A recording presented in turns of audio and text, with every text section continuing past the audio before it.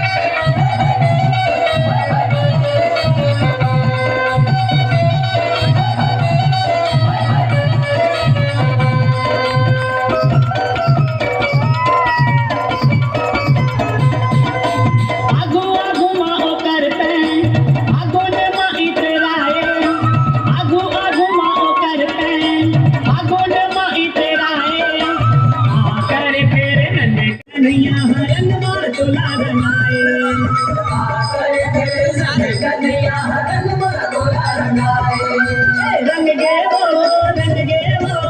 वो राधा तो सुनरिया भोले वाला के संग माँ बंसी वाला के संग माँ भोले वाला के संग माला भोले वाला के संग माला भोले वाला के संग माँ बंसी वाला के संग माँ भोले वाला के संग माला भक्ति वाला के संग माला राधा तो नजरिया भोले वाला के संग माँ बंसी वाला के संग माँ भोले वाला के संग माला